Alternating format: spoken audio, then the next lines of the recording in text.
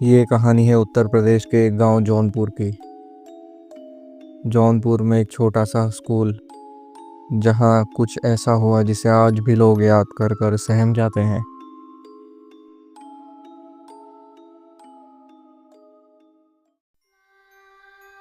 उस दिन जौनपुर के स्कूल के अंदर एक अजीब सी घटना हुई।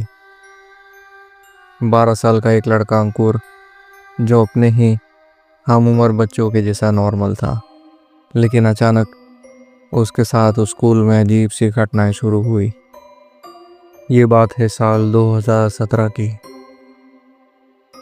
उस दिन अंकुर स्कूल पहुंचा और लेक्चर चालू होने से पहले अपने दोस्तों के पास जाकर बेंच पर बैठ गया।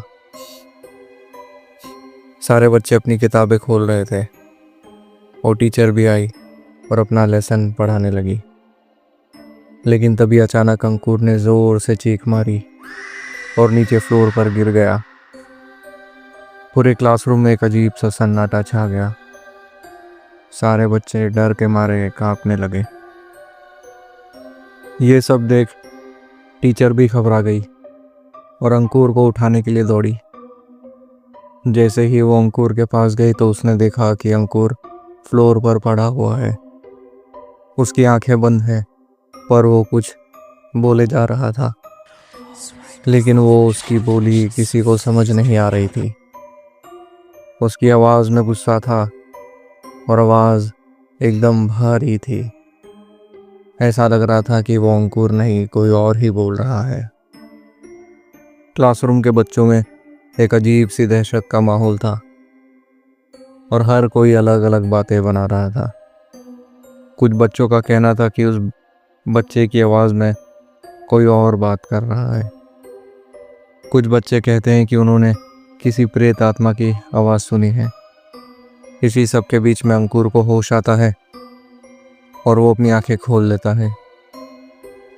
पर डरावनी बात यह थी कि अंकुर की आंखें पूरी तरह से वाइट थी। आंखों की पुतलियां जरा भी नजर नहीं आ रही थी।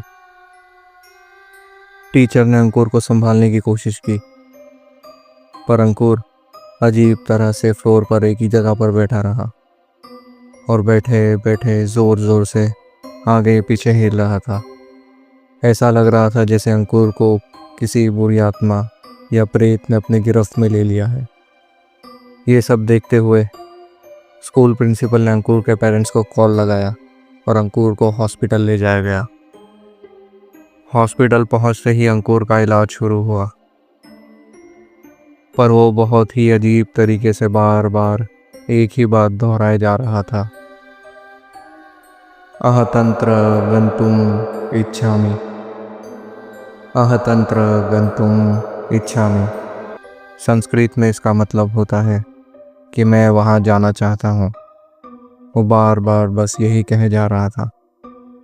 डॉक्टर्स ने उसे शांत कराने के लिए नींद का इंजेक्शन दिया और कुछ ही देर में अंकुर सो गया। लेकिन ये तो सिर्फ शुरुआत थी।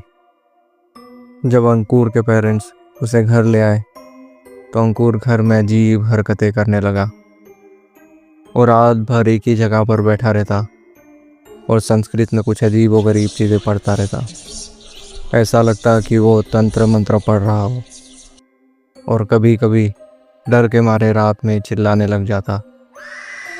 अंकुर के पेरेंट्स को समझ नहीं आ रहा था कि उसके साथ ये क्या हो रहा है। अगले दिन अंकुर घर में यही सारी हरकतें करता रहा। उनके पड़ोसी ने अंकुर के पिताजी से कहा कि एक बाबा को दिखाओ जो गांव के पास ही एक मंदिर में बैठा करता था। अंकुर को उस मंदिर में ले जाया गया जहां पर वो बाबा बैठा करता था।